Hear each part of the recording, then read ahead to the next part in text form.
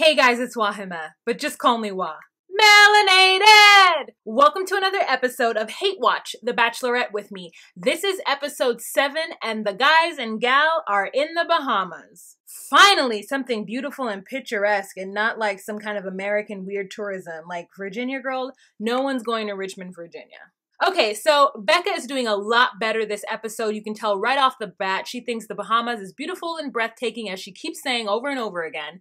And she sits down with Chris Harrison, and their conversation is so much better this episode. The funny thing is that Chris Harrison cannot believe that she's never been to the Bahamas. He is just so flabbergasted. I'm just like, how rich are you, Chris? How rich is Chris Harrison to where he cannot believe that someone has never been to the Bahamas? I mean, we all can't go to every island. The guys then get to see their new digs, and again, they're all very excited about how beautiful it is and how great it is. Then all the guys are sitting around in the moment talking about hometowns and what this time in Bahamas is going to mean. And Colton looks at the other guys and is like, I don't know about you guys, but family means a lot to me. And I'm just like, Colton, family means a lot to everyone in this room, even if it doesn't, it does for this show. You're not the only one, bud. So then Becca comes in and she tells the guys that there's going to be a little bit of a different format this episode. There's no rose ceremony, 3 one-on-ones, and 1 group date. So that lets everyone know that there's only 4 roses to be given out because next week is hometowns. And all the guys are super excited and super scared at the same time.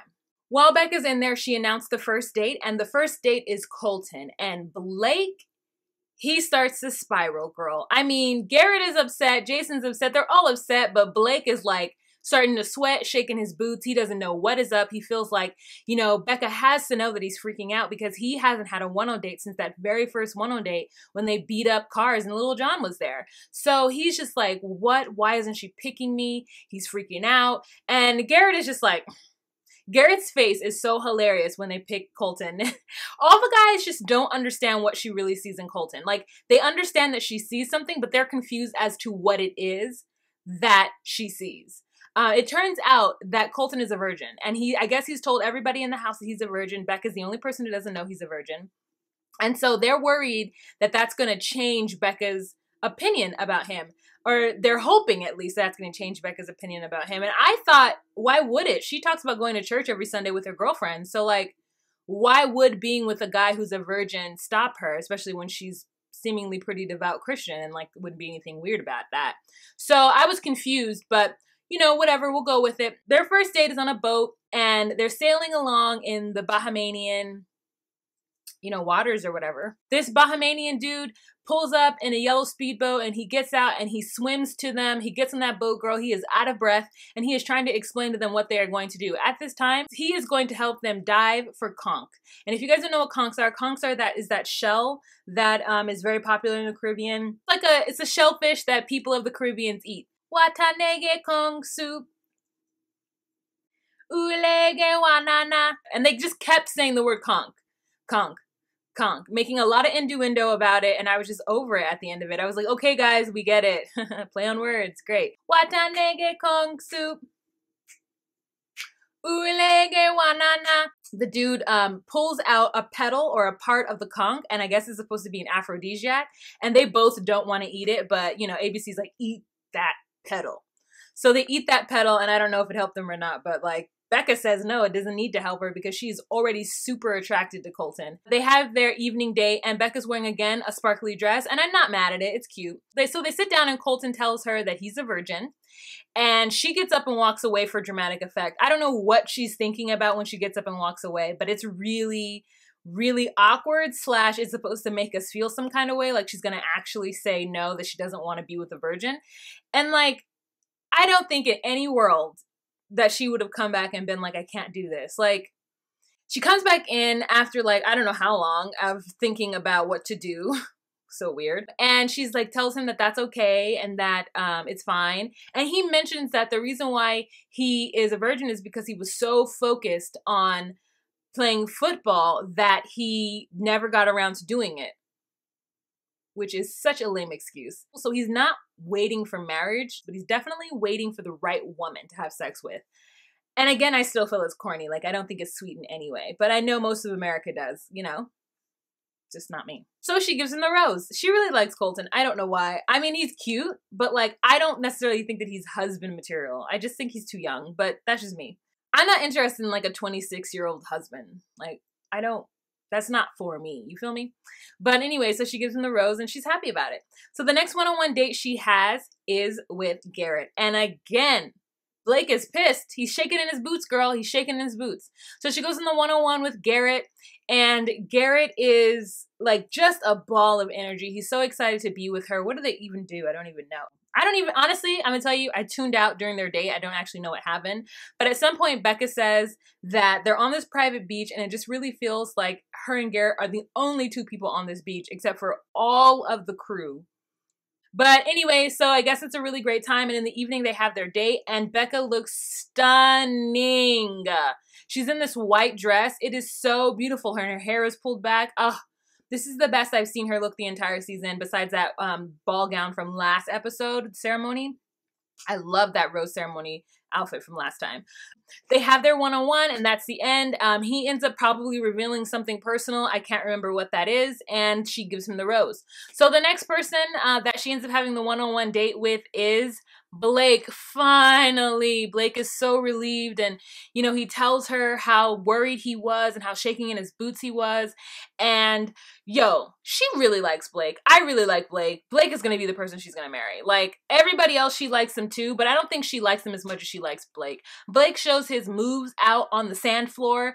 I mean, they are dancing to the Baha Men. And what is up with the musical guests of this show? What is up?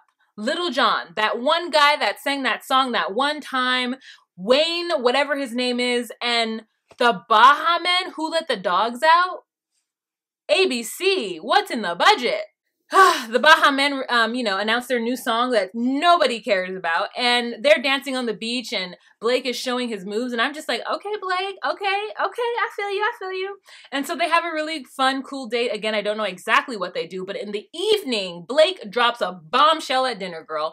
He tells all the tea on his family. So apparently his mother was cheating on his father while he was in high school with his basketball/English teacher.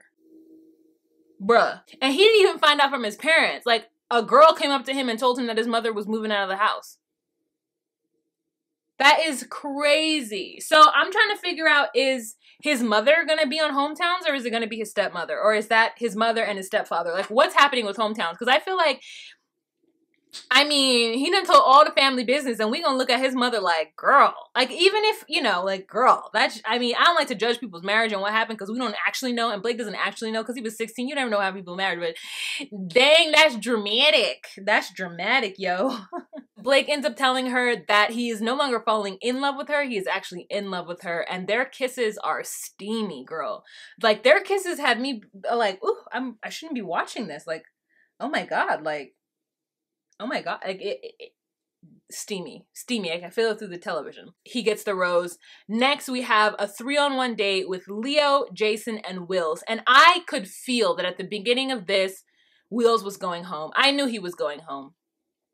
He ended up telling her that he loved her, and that he was feeling really open and vulnerable with her. But I knew she didn't take Will seriously. And you guys didn't take Will seriously. Nikki Star TV doesn't take Will seriously. Everyone says I'm blinded by the green eyes.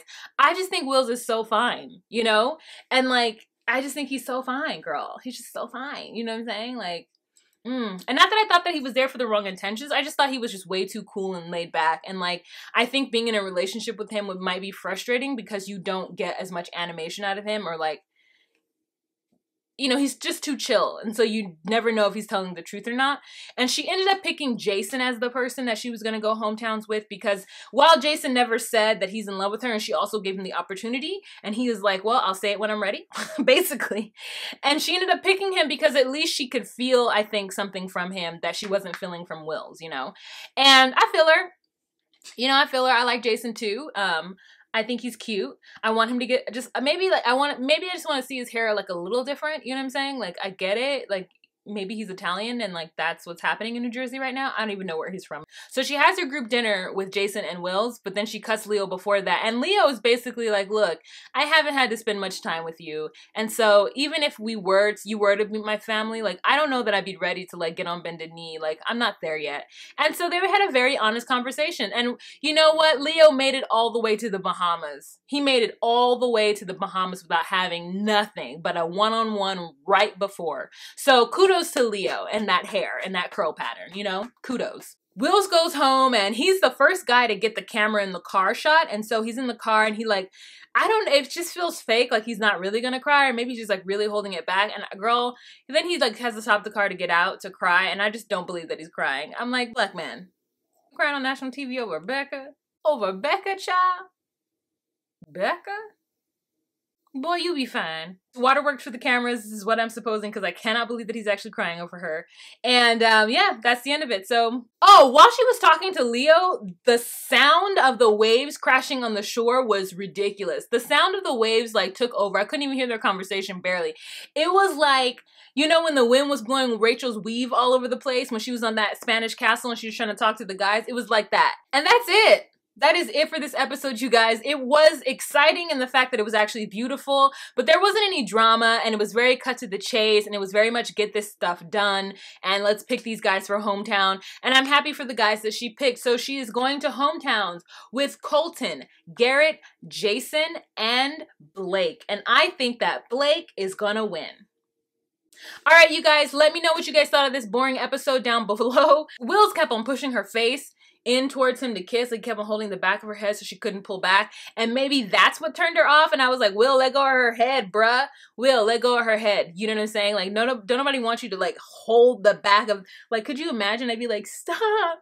So, don't forget to like and subscribe to my channel. I stopped saying it. It's like when I was saying like and subscribe, people were liking and subscribing. And then I stopped saying it because I thought everybody got the message. And then people stopped liking and subscribing. You guys, and thank you so much to those of you who watched my 90-Day Fiancé and saw me on TLC Sunday night. It's super exciting. I'm so overwhelmed with all the love and support I'm getting. I'm not responding to that many comments because there's so many, and I'm just like, it's a lot. I'm taking it in. I'm breathing it. I will comment as the week goes on, and I thank you so much for your patience. Okay, you guys, that's it. Remember to be you, be true, and find your place. Bye.